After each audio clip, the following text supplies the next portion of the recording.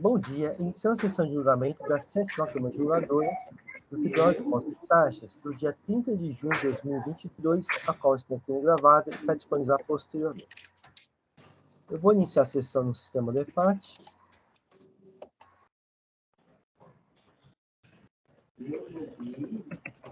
Muito bem, vamos iniciar a sessão com o processo de Biosev Bioenergia S.A., concurso ordinário e de minha relatoria.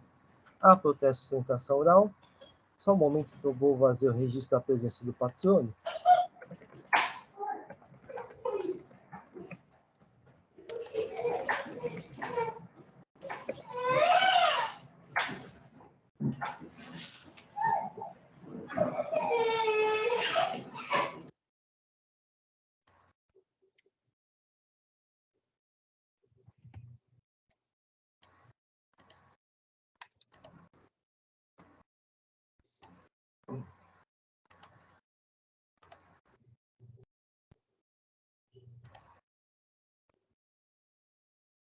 Muito bem. Então, trata-se de retorno dos autos para complemento de julgado determinado na Câmara Superior para análise dos itens 5, 5.1, 5.23 e 6.2 do recurso ordinário. As acusações que são objeto do presente julgamento são: deixar de pagar ICMS relativo ao período de janeiro a dezembro de 2009, decorrente de operações de saída de mercadoria tributadas omitidas ao fisco e apuradas por meio de levantamento fiscal realizado com fundamento no artigo 509 do regulamento. Segunda acusação, receber no período de janeiro a dezembro de 2009 mercadoria sem documentação fiscal, em operações de entradas omitidas ao fisco, sendo que os supracitados valores foram apurados por meio de levantamento fiscal específico, nos termos do artigo 509 do regulamento. O ICMS devido foi exigido pela solidariedade prevista no artigo 11, incisos 11 e 12 do regulamento, haja vista a diferença de entradas de mercadorias apuradas por meio de levantamento fiscal específico no período relatado acima. Os itens 3 e 4 do AIM foram objeto do Programa Especial de Parcelamento, PEP-CMS, conforme foram as tais e quais, assim não são objeto de discussão no presente julgamento. A adição primeira instância julgou procedentes remanescentes itens 1 e 2 do AIM. A coordenadora na Câmara Julgadora, desculpe, tem um erro de digitação aqui, negou o provimento do curso ordinário. A Câmara Superior anulou em parte a adição da coordenadora na Câmara Julgadora para análise dos itens 5, 5.1, 5.2, 5.23 e 6.2 do recurso ordinário.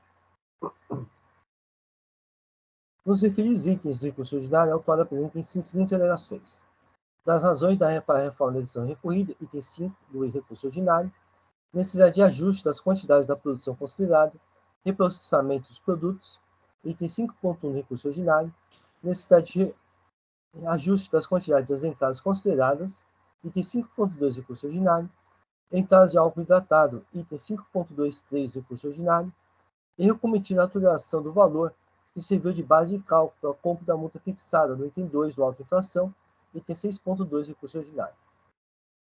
A autuada apresentou petição, laudo, que foi as tais e quais, laudo e documentos.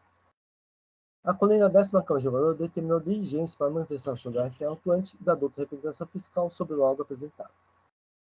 O RFE autuante manifestou as florestais e quais, a autora apresentou manifestação também as florestais e quais. E, por fim, a douta representação fiscal manifestou-se as florestais e quais. Há protesto de sustentação oral, então, doutor Carlos, fique à vontade para realizá-lo. Presidente, bom dia. Obrigado pelo relatório, está muito completo. Bom dia a todos, senhoras julgadoras, senhores julgadores, representante fiscal.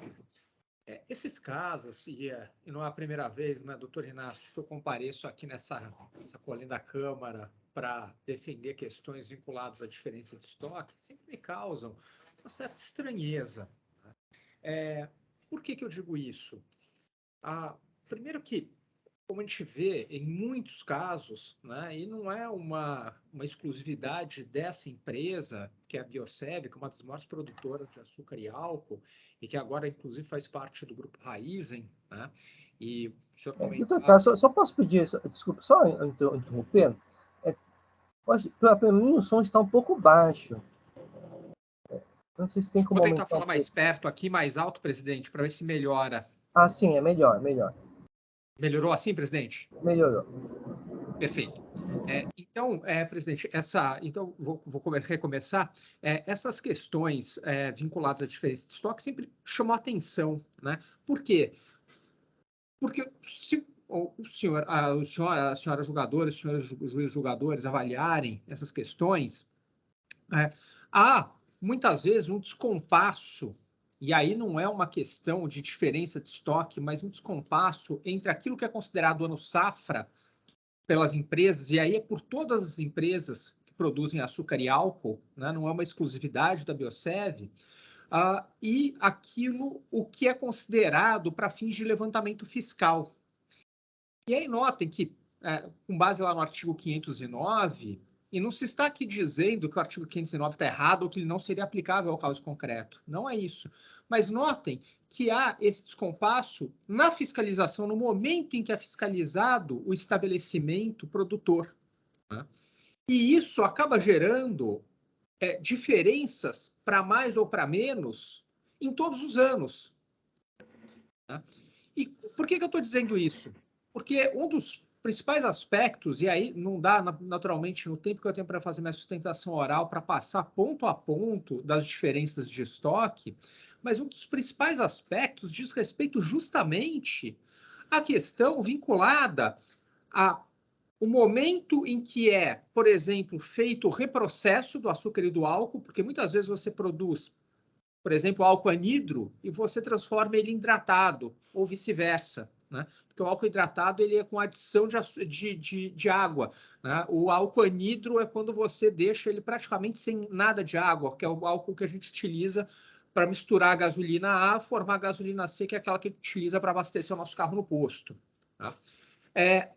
A mesma coisa em relação ao açúcar. Muitas vezes há uma necessidade de reprocessamento desse açúcar, né? Conforme a sua destinação. Às vezes você tem um açúcar cristal produzido, mas na verdade você tem uma quantidade para vender de encomenda de açúcar refinado. E aí o que você faz? Você reprocessa aquele açúcar que você já produziu, você não vai produzir outro, né? Até porque há uma limitação da moagem da cana-de-açúcar. Então você reprocessa aquela quantidade de açúcar ou aquela quantidade de álcool para atender a demanda que existe no mercado. Isso é absolutamente normal. Quando a gente olha aqui no caso concreto, os senhores vejam que no ano de 2008, e aqui a gente está falando de diferença de estoque de 2009 e 2010, mas vejam que no ano de 2008, no segundo semestre, na segunda quinzena de dezembro, né, foram lançados reprocessamentos, mas o reprocessamento efetivamente só ocorreu no ano seguinte. E por que isso? Aí você fala assim, olha, mas espera aí, se você lança num ano e reprocessa no outro, está errado. Não.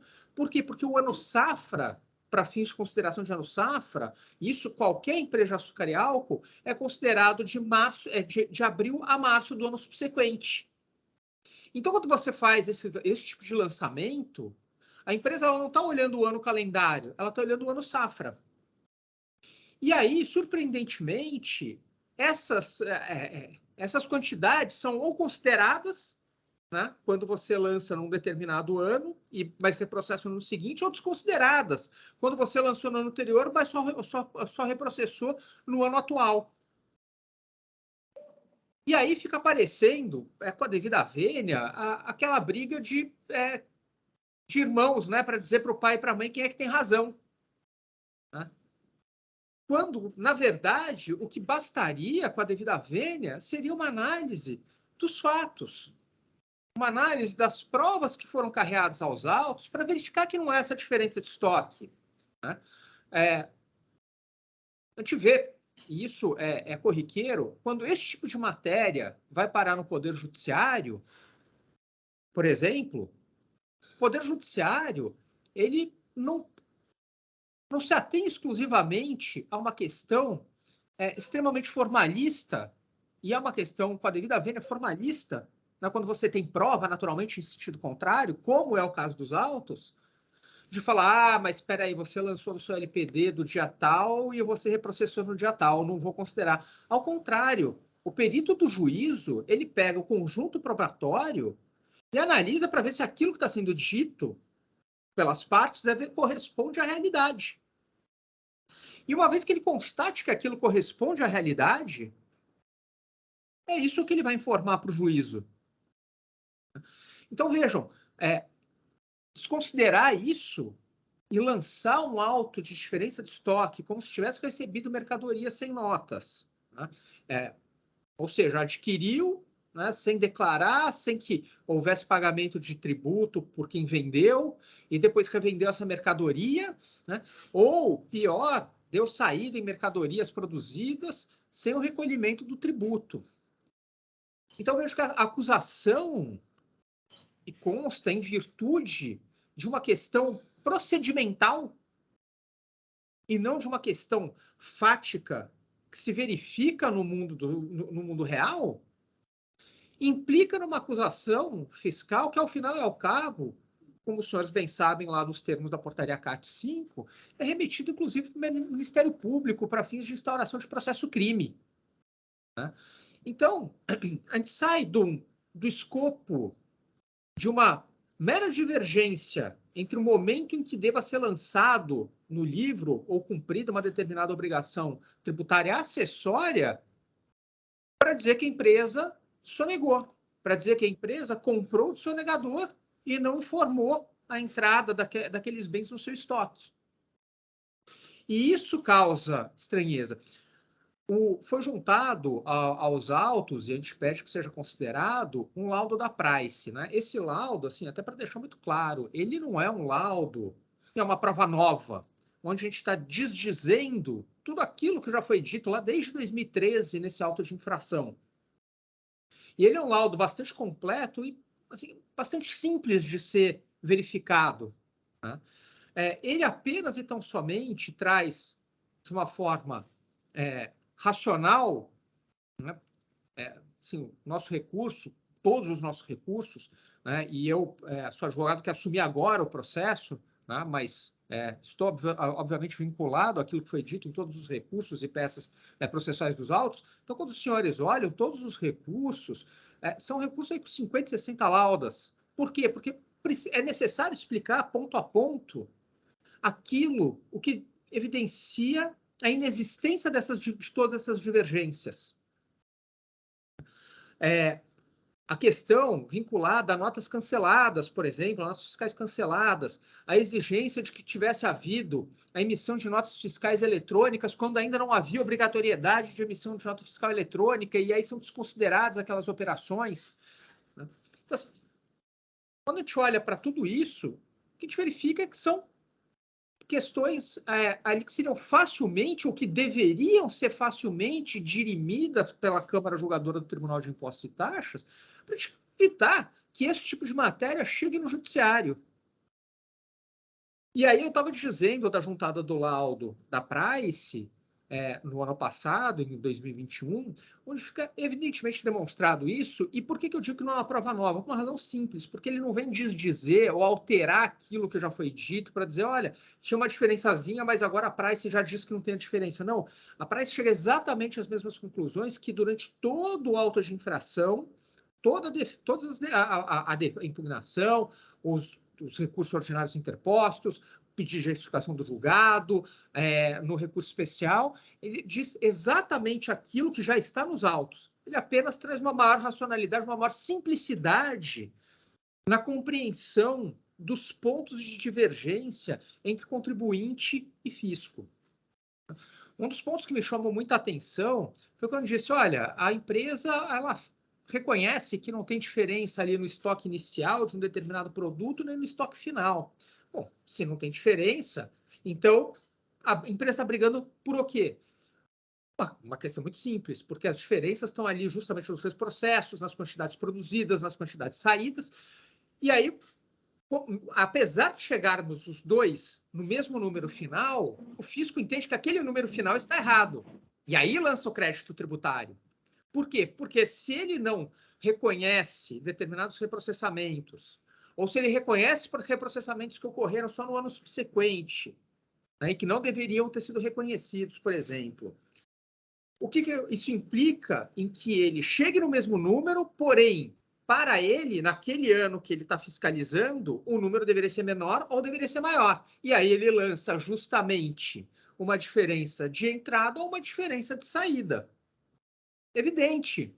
E aí o que acontece? Aquele efeito cascata que eu dizia para a senhora e para os senhores no começo da minha sustentação, né? Que é justamente o fato de que, ao assim dar esse tipo de tratamento, então isso vai acontecer no ano de 2011, no ano de 2012, 13, 14, 15, 16, 17, 18, e vai embora. Por quê? Porque existe esse descompasso entre aquilo que a fiscalização quer analisar, e digo quer analisar porque, com a devida vênia ao ilustre, a FR autuante, ele poderia sim ter considerado ou desconsiderado aquelas quantidades, né? E aquilo que é a verdade material, que é o que estamos aqui debatendo. Tanto é assim que a Câmara Superior anulou o acórdão proferido em sede de recurso ordinário para que fossem analisadas as provas, né? Então, nós temos ali, né, os boletins de produção que foram desconsiderados. Ah, mas por que foram desconsiderados? Ah, porque não estava lançado no LPD, então a gente vai desconsiderar. Só que aí voltamos para o mesmo ponto. E a verdade material? A gente desconsidera? Porque, notem, senhores julgadores, deveria, então, o fisco, e poderia ter feito isso, lançar um auto em virtude de descumprimento de obrigação tributária acessória. Porque notem que em nenhum momento a fiscalização se viu impedida de analisar documentos, ou se viu, de qualquer forma, tolhida de determinada forma de documento ou de qualquer prova, para que ela pudesse fazer o levantamento fiscal específico e, eventualmente, lançar o crédito tributário. E é esse o aspecto que nós rogamos para que essa Câmara analise, né? Saia um pouco da formalidade no afã de manter, e aí não a Câmara, mas o FRR, o FR atuante, de manter a acusação fiscal, tá? Por quê? Porque isso vai chegar no Poder Judiciário, inevitavelmente. E não digo isso como uma previsão nefasta do futuro, mas sim porque a empresa tem a convicção e tem um laudo de uma Big Four, né, dizendo que ela não tem essa diferença de estoque que foi apurada. As diferenças que houve ali, que foram ao final apuradas, são imateriais. E que foram as mesmas, diga-se de passagem, que foram apresentadas à fiscalização ao longo do processo de fiscalização. E isso é importante deixar claro. Então, por tudo isso, é que se requer nessa Câmara que analise as provas dos autos, especialmente o laudo que foi produzido pela empresa PricewaterhouseCoopers, e com esse viés, né, julgue o processo para verificar se efetivamente houve ou não diferença de estoque, que foram as diferenças de entrada ou de saída que foram, com a devida vênia, equivocadamente apontadas pela douta fiscalização. E fico à disposição, naturalmente, da senhora e dos senhores para quaisquer esclarecimentos e agradeço aí, porque imagino que já tenha estourado o meu tempo. Obrigado, presidente. Obrigado, doutor Carlos. Vou passar a leitura do meu voto. O item 5, recurso ordinário, não apresenta alegações, mas sim trata-se de introdução aos seus subitens, assim sendo apreciados subitens 5.1 e 5.23. O subitem 5.2 também se trata de introdução aos seus subitens, como espécie especificamente determinada pela Câmara Superior. Quanto ao subitem 5.1 recurso ordinário, para que os alegados ajustes, bem como o laudo de folhas tais e quais sejam considerados, devem ser apreciadas premissas utilizadas pela autuada, cujo laudo se aproveita, uma vez que todos os cálculos resultados apresentados pela recorrente decorrem de tais premissas. Nesse recurso ordinário, a autuada alega que, abre aspas, grande parte da diferença está relacionada a erros e omissões no lançamento dos LPDs, o que justifica a afirmação de que a movimentação e produção relatadas não refletem a realidade. 2. As diferenças de reprocessamento não estão na LPD no período fiscalizado. Contando a fiscalização, não deveria ter verificado os LPDs do período de 1 de 2009 a 3 de 2009, posto que as divergências no reprocessamento não estão lá registradas, mas sim nos LPDs de dezembro de 2008 e 2009. As diferenças de registros estão claramente aferíveis a partir das informações constantes dos boletins industriais e LPDs de dezembro de 2008 e 2009. Desqualificação da equivocada premissa de que o reprocessamento foi realizado somente na unidade Sertãozinho, enquanto os LPDs atestam de forma inequívoca a realização dos depósitos externos. Volto a dizer, por fim, a recorrente alega, aduz, que não devem ser desconsiderados os boletins industriais e LPDs do períodos pretéritos, e que não existe qualquer normativa à impossibilidade de se registrar em LPD anterior os reprocessos ocorridos anteriormente. Deste modo, a autuada alega que serão considerados valores que estão fora do exercício fiscal de 2009, que foi objeto dos itens 1 e 2 do AIM. A entenda traduzida não prospera nem tem guarida na legislação. O livro de produção diária foi regulado pela Resolução nº 2013, de 5 de dezembro de 1968, do Instituto de Açúcar e Álcool, e diz o seguinte: instruções para o uso de novos modelos de livros fiscais do IAA. No inciso 7, diz o seguinte: faz-se a escrituração dos livros de ordem cronológica com clareza, seio e exatidão. Inciso 8, a escrituração dos livros H404, H405 e H406 deverá ser diária, salvo a dos elementos de registro quinzenal dos dois primeiros. Assim, a escrituração livre de produção diária deve ser diária e obedecer à ordem cronológica. Os referidos livros de produção diária foram aceitos pela Organização do ICMS, conforme o artigo 8º, anexo 10 do regulamento.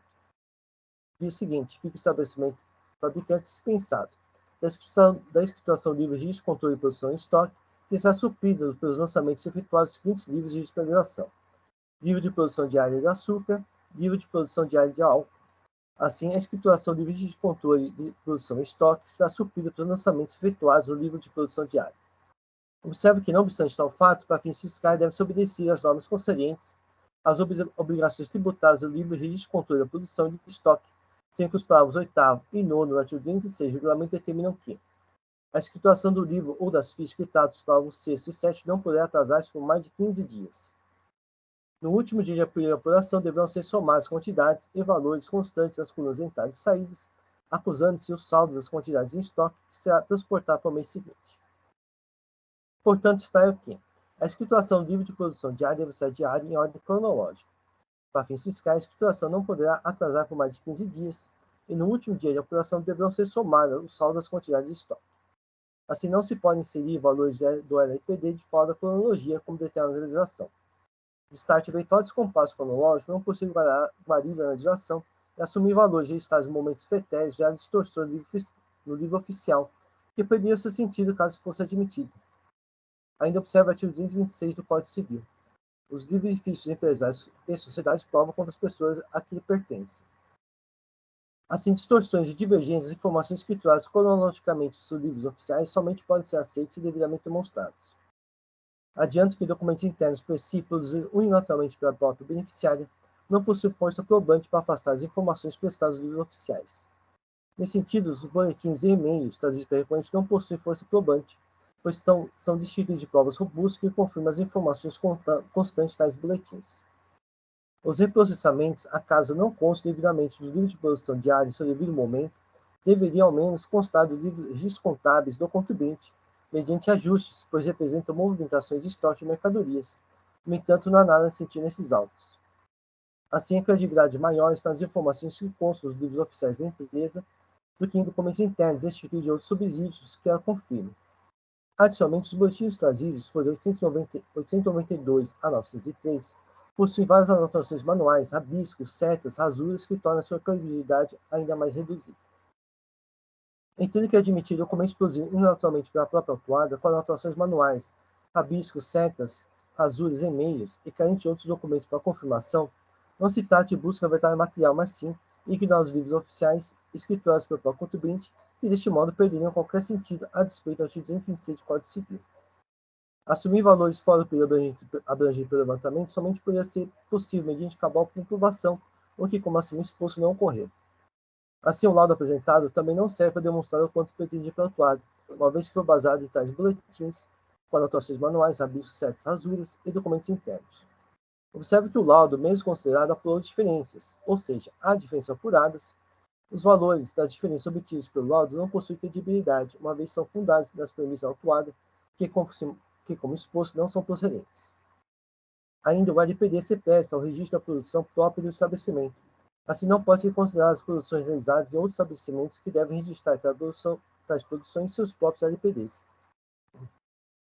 Os equívocos de escriturações, item 3 e 4 do AIN, não influíram no levantamento fiscal, mas vezes que foram devidamente considerados neste, como consta do anexo 2A, informado nas folhas 8. Start não processa alegações contidas no item 5.1 do recurso ordinário.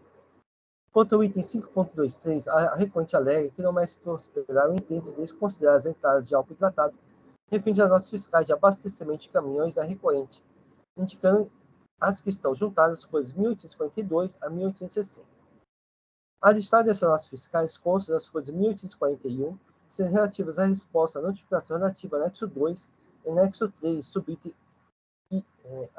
II do item E, folha 746. E o seguinte.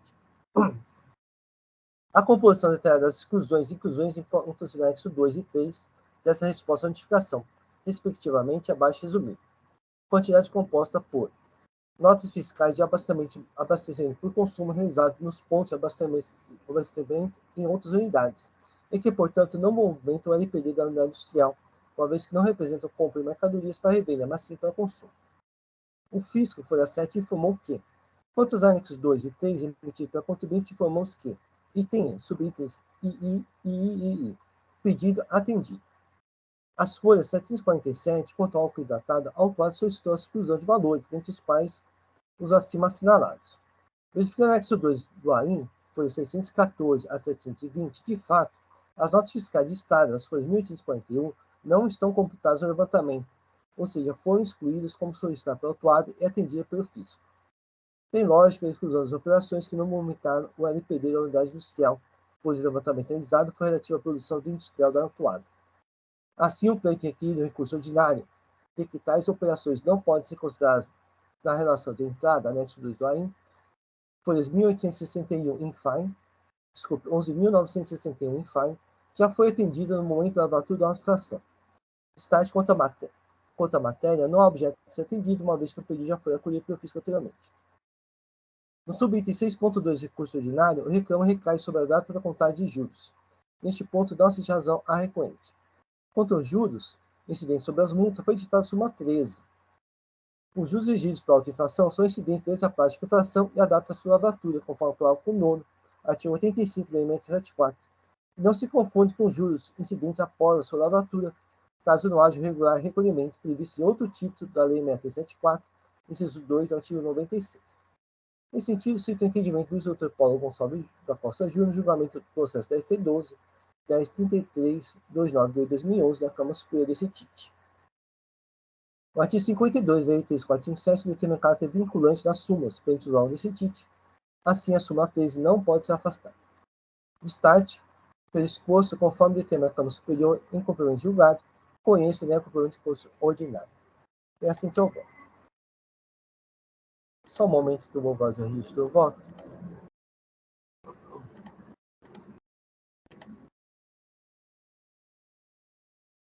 Muito bem, o processo está em discussão.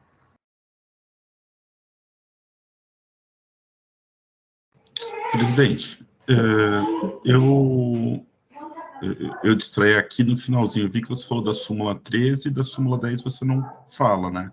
É porque o que foi determinado pela Câmara Superior, né, foi só em relação à atuação da base de cálculo dos juros. Esse processo, né, deu nulidade parcial e determinou o retorno dos autos para cá para complemento julgado. Ah, tá. Então, em relação aos juros, eu não teria como apreciar. Tá. Eu não me lembro se no recurso ordinário, no recurso especial, já estava sendo discutida essa matéria ou não. Mas isso daqui é só um retorno para o complemento julgado. Tá, tem razão. O que devolveu foi só a incidência de juros na base de cálculo da multa. Isso. Tá, mas ok. Tá bom. Não, eu vou olhar, eu comentei porque eu fui olhar o recurso ordinário e eu vi que ele citava a parte da limitação com a Selic, né? Então, pode ser que, quando retornar para a Câmara Superior, então essa matéria vai ser analisada. Mas talvez dependa até do Dr. Carlos lá reiterar o recurso especial, né? A aplicação da súmula 10 revisada, nesse sentido, né? Não, ok. Como vai retornar para o superior, eu acho que se pudesse encerrar aqui o processo, eu até falaria que poderia fazer sentido a gente citar a nova redação da súmula 10, mas como vai voltar para o superior de qualquer forma, eu acho que daí fica mais certo eles fazerem isso. Doutor Carlos, essa questão é tratada no recurso especial também, dos juros? Essa questão dos juros é tratada assim no recurso especial. Tá? Eu estou até olhando aqui novamente a decisão, porque teve uma parte do recurso especial que não foi conhecida, tá? Por ausência de paradigma e etc. Estou até para confirmar como essa questão está sendo levantada, estou até abrindo aqui de novo, para confirmar se esse aspecto foi objeto de análise ou não. Mas, de qualquer forma, doutor Alexandre, como tem esse lugar do resultado do julgamento, a gente pode ou não recorrer aí à Câmara Superior em virtude do resultado do julgamento de agora, né? Dessa parcela do julgamento. E bem como, de toda forma, tem como colocado pelo Dr. Paulo agora instantes atrás, essa questão da revisão da súmula 10. E é um aspecto que, assim, é mais um dos aspectos que chega isso ao Poder Judiciário, né? E que acaba, no final do dia, prejudicando a própria Fazenda, porque às vezes são discussões, né, que se arrastam por anos, né? A gente via aí outras empresas, não é o caso da recorrente, mas nós vimos muito empresas que conseguiam a suspensão de todas as suas execuções fiscais para ficar discutindo juros, né? Assim, empresas que não pagam seus tributos. Né? Então, assim, coisas assim tenebrosas que acontecem. Mas, seja como for, que obviamente, eu repito, não é o caso dessa empresa, mas seja como for, assim, a questão da limitação à taxa Selic é uma questão que é relevante. Né? Por mais que hoje a taxa Selic agora esteja de novo aí uma curva de subida, fato é que existe ela é vamos dizer, um limitador, um teto, né? Ela não é um piso. E o Estado de São Paulo sempre tratou, durante muitos anos, tratou isso, a taxa Selic como um piso. Tanto que a taxa de juros, inclusive no período objeto deste auto de infração, chegou a ser 0,13% ao dia, né? Chegava lá a quase 4% ao mês. Então, assim, inevitavelmente, esse assunto vai ser discutido, né? E se não por via de paradigma, eventualmente, mas certamente por via de matéria de ordem pública, né? Porque Nossa, mas eu acho que a revisão da súmula 10 é um fato novo, né? sim. É um fato novo. A revisão da súmula 10 é um processo pendente, a revisão da súmula 10 é um fato novo, né? Sim, não, Eu vou só fazer um comentário no voto da superior, eles conhecem dessa alegação e não dão provimento por causa da súmula 10, né? Então, eu acho que é eu estava até olhando totalmente exatamente isso. Então, reformado isso, reformável depois na superior. Pela própria súmula 10. Essa decisão acho que é cabível o recurso especial, aí você poderia alegar um fato novo, que é a revisão da súmula 10, né? Então é isso. Não havendo mais inscritos, eu vou encerrar os debates.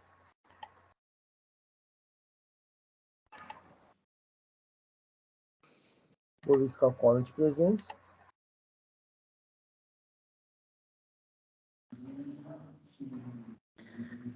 Presidente, não aparece aqui para que eu possa marcar minha presença. Talvez tentar atualizar sua página, doutora Maria Anselma. Aqui na minha já está aparecendo normalmente a confirmação do doutor Alexandre e do doutor Paulo. Então, para mim não. Deixa eu ver.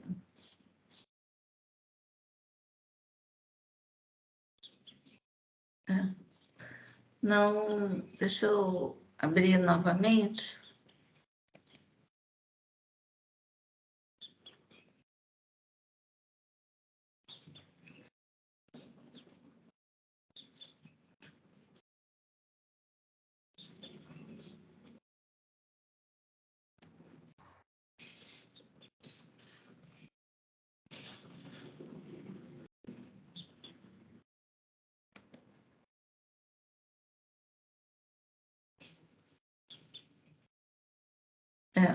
Não consigo.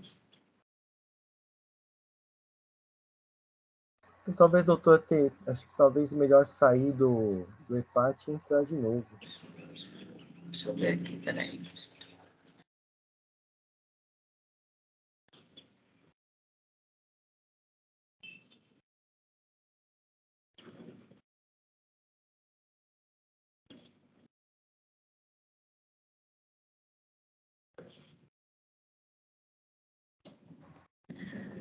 Vou pedir ajuda aos universitários. 2 minutos.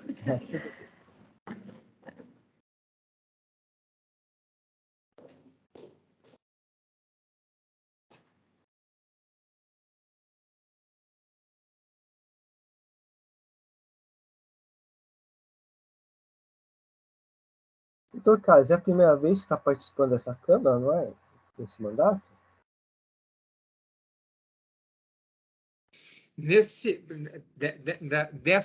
Em relação a essa empresa, sim, presidente. Acho que esse mandato, sim, também, presidente. Mas sim, também, né? Acho que essa nova composição, sim, presidente. Eu acho que sim. Agora reduziu o número de processos sendo julgado pelas câmaras, né? Então, está aparecido com menos frequência por aqui, presidente. Sim, é verdade, verdade. O que não significa que os problemas não continuem sendo os mesmos. Ah, sim. Mas na Câmara Superior ainda tem muito processo, né, doutor Carlos? Na Câmara Superior ainda tem bastante processo. Assim... Mari, eu não estou conseguindo acessar. Assim, eu até penso, né, presidente, que deveria, assim, de repente, porque tem aquelas hipóteses, né, de sessões temáticas e etc. Né? Eu até penso que deveriam ser feitas algumas sessões temáticas, especialmente vinculadas a segmentos que são mais representativos economicamente, para tirar, porque assim, a gente sabe que tem autos de infração aí, de valores assim super expressivos, né, de empresas que muitas vezes não recolhem corretamente seus tributos, propositadamente, né, e acaba gerando um prejuízo duplo aí aos cofres públicos, que se louvam no fato dos processos que ficam lá represados pela Câmara Superior, porque há uma limitação de pessoas, né, assim, seres humanos, para resolver, e acabam se louvando nisso para continuar perpetrando aí algumas sonegações aí com o Estado de São Paulo, né? O que gera prejuízo para todos nós, né? Então, assim, eu não sei se seria possível aumentar o número de julgadores e aí fazer umas sessões temáticas, estabelecer ali e julgar como recursos repetitivos, como faz o STJ, alguma coisa nesse sentido. Assim, me parece que a própria legislação hoje, do jeito que ela já está, permitiria esse tipo de pretensão, né? Naturalmente precisa tomar cuidado com nulidades, etc. e tal, né, presidente? Mas isso desafogaria, acho que bastante o tribunal, né? Porque, sim. É que tem até a contrapartida, né? Sempre você pode alegar nulidade, né? Nulidade da decisão, né? Sempre você pode, independente da matéria, né? Não, assim, sempre há esse risco, né? E assim, e os processos complexos, né? Sempre se pode solicitar nulidade da decisão, né? Sim. E assim, o que a gente vê muito também, né, presidente, da mesma forma que nós estamos aqui reunidos já 45, 50 minutos, né, para julgar o meu processo, né? E as câmaras sempre fizeram isso, né? Assim, em todos os meus casos, eu ganhando ou perdendo, ganhando em parte, enfim, sempre houve essa análise detalhada, ainda que muitas vezes eu discorde, às vezes eu entendo até que não, né, como nesse caso havia uma nulidade, né, na opinião da recorrente. Mas a Câmara Superior também faz isso, né? A gente vê que as sessões ali, às vezes, julgam para julgar 10, 15 processos, são sessões que começam 8 da manhã e se arrastam até 2 horas da tarde, né? As pessoas sem almoçar, sem nada. Então, assim, você vê que o tribunal efetivamente analisa as matérias, né? E ele não simplesmente fala, eu preciso dar vazão para isso e sai julgando de qualquer jeito, né? Isso não acontece no TIT. Um comentário nesse ponto, doutor Carlos. Que me chateia como advogada quando você chega num tribunal que pega um processo como um paradigma, é feita a leitura do voto pelo relator, e aí é feito o julgamento em segundos, são segundos mesmo, porque E quando você descobre, na pauta, na verdade, foram julgados 300 processos. Exatamente. Com aquela leitura resumida do voto que seria o paradigma do dia. Ou seja, matéria de fato, questões que deveriam ter sido analisadas pontuais, como o voto do doutor Inácio hoje, que vai a cada prova com a visão do caso, são passados por cima. Os julgamentos são feitos de maneira... E não é justificável, o número de processos justifica isso. Não. Não tem sentido. Doutor Inácio. Oi. Não seria interessante pedir para o Oswaldo para ver se disponibiliza, porque não é problema nosso aqui. Aqui o sistema, para mim, aqui está assim, olha, abrir sessão, como se eu fosse iniciar a sessão. E não confirmou a minha presença no início? Confirmou, a presença está confirmada. Agora a tela aparece assim, voto eletrônico. Sim. E não dá opção de presença. Então, será que não seria interessante a gente pedir para o Oswaldo ajudar a gente? No sentido de por que não está disponibilizando? Aí diz assim, olha, sessões disponíveis. Porque eu acompanhei o seu voto na página da pauta, porque já não estava disponibilizando mesmo. E eu entro e saio várias vezes do sistema, mas continua. Quer que eu tire uma foto para ver a página que está dando? Maria Anselma, mas quando você clica no voto eletrônico, ele não avança? Não, ele aparece assim, ó, processo administrativo tributário, voto eletrônico, subprocesso, sessões disponíveis, usuário e função. Mas não me dá opção de... Será que não é porque eu fiquei ausente e... Não. Não, na sessão, quando eu iniciei a sessão, a doutora Maria Anselma confirmou a presença. Confirmei a presença, então apareceu. Apareceu, né? Isso. Quer dizer, para mim apareceu, né? Então, por isso que eu perguntei para o presidente se confirmou a minha presença. Agora, não disponibiliza nem mais uma tela no CS. Doutora Maria Anselma, a senhora sabe aqui no Teams, ao lado do microfone tem um botãozinho, parece uma setinha para cima, que seria compartilhamento. Abrir bandeja de compartilhamento? Isso, para te dar uma olhada. Tá. Abriu? Não. Aqui, ó. Essa tela que aparece aqui, ó. Mas não compartilhou. Não compartilhou? Não. É que a senhora precisa clicar na tela que a senhora quer compartilhar. Agora sim. Não, então não é essa. Espera um pouquinho. Eu quero compartilhar outra. Peraí. Acho que é essa aqui, ó. Compartilhou? Voto eletrônico? Continua Está aparecendo aqui. Então, o Alexandre, eu não sei se poderia tentar fazer aquela tentativa, né, de apagar o histórico e fechar e abrir de novo. Já fiz um monte de vezes. Apagar o histórico? Apaguei tudo. Assim, olha, eu não. Qual é o navegador? É o Edge? Né? Ou é o Google Chrome? Ela está usando o Explorer. Eu fui até conferir, eu vi o coisa de voltar, eu fui conferir qual que era. Sabe, ao lado direito, em cima, tem uns 3 pontinhos, é só abrir, tem o histórico de páginas que foram abertas. Talvez, se apagar todo o histórico e abrir novamente o navegador. Apagar todo o histórico, fechar o navegador e abrir de novo. Isso. Do Explorer? Isso. Tá, então eu fecho tudo, olha. Primeiro tem que apagar o histórico. Apaga o histórico primeiro. Fechei tudo. Agora eu tô abrindo. Tô abrindo o Teach, olha, para iniciar a sessão, ok? Clique em cima. Clique em cima.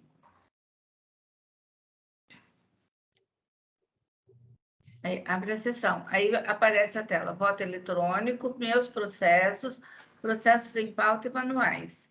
Então, se eu abrir processos em pauta, foi a página em que eu consegui acompanhar a leitura, a sustentação oral, tudo. Meus processos são os meus.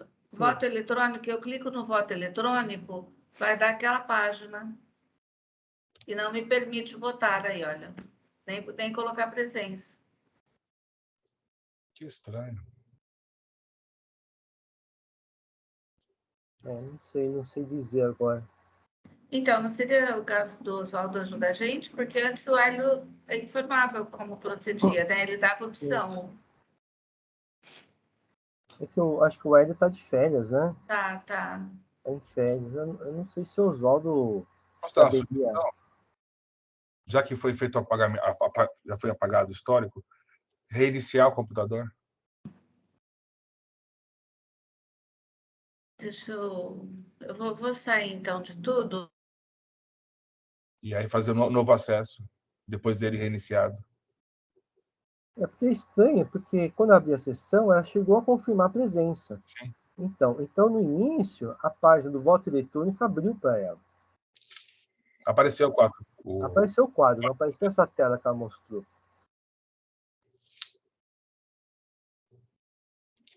Por falar nisso também, o Explorer, esse mês nesse mês que ele vai parar de funcionar, não é? O Explorer. Acho que era outubro. Ele não vai parar de funcionar, né? Ele vai parar de ter qualquer suporte. Mas eu normalmente estou acessando já há um tempo pelo Edge, Né? O Edge. na função de compatibilidade. Eu já tive problema com isso. O meu já não funciona mais. Se eu clico no Explorer, ele transfere o processamento para o Edge. Não consigo mais usar o Explorer.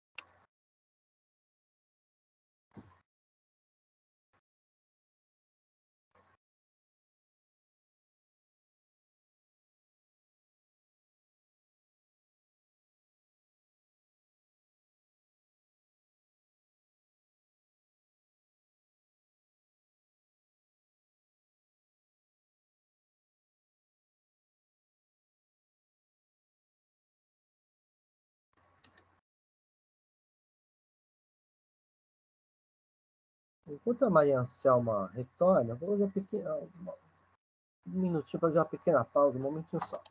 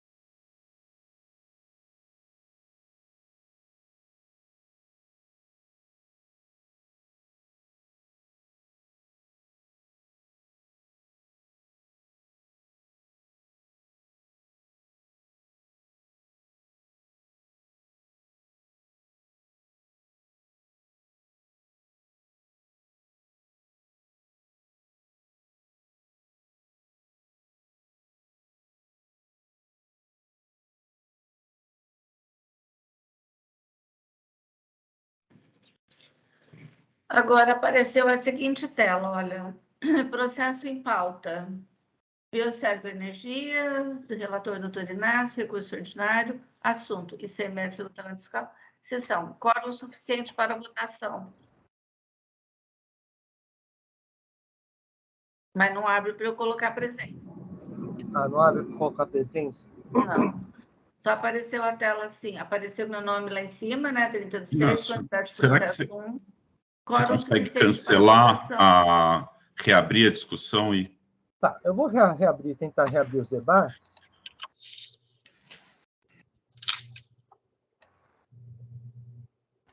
Um momento que eu aqui. Muito bem. Eu reabri os debates. Está aparecendo reaberto o debate? Tá, situação, debate. Então, vou encerrar os debates.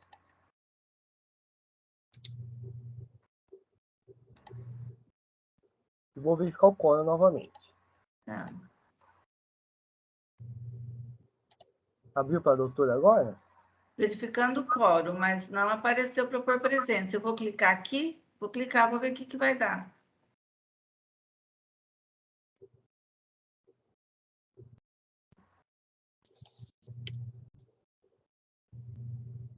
Não apareceu nada, só apareceu processo em pauta e situação, quórum suficiente para votação. Bem, eu acho que, Paulo, será que o Nacal ele acompanha as sessões? Posso tentar acionar ele aqui. Quer ver? Olha, eu vou compartilhar a tela que está aparecendo, tá? Ó.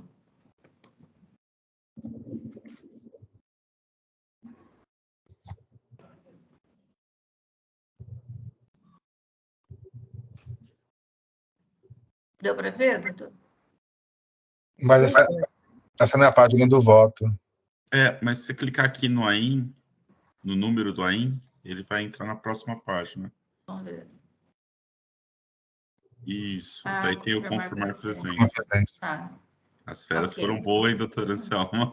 Olha, vou te Muito contar, bem, agora deu certo. Agora deu certo. Tá, então, eu vou iniciar a votação.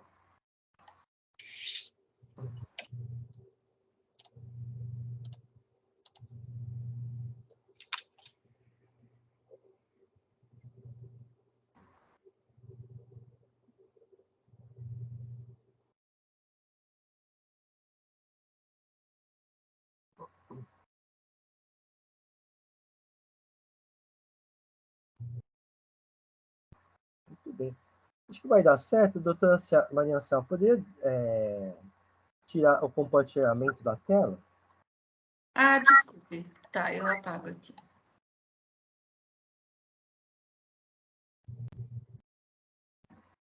Muito bem. Encerrada a votação, então o recurso ordinário de Bioserv Bioenergia S.A. foi conhecido e não provido. Vou encerrar a sessão de julgamento.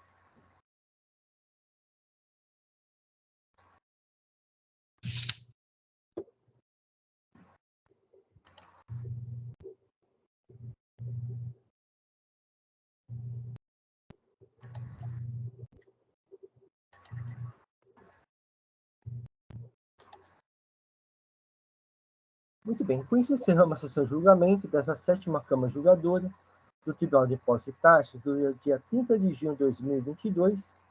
Agradeço a presença de todos e pedir para o Oswaldo encerrar a gravação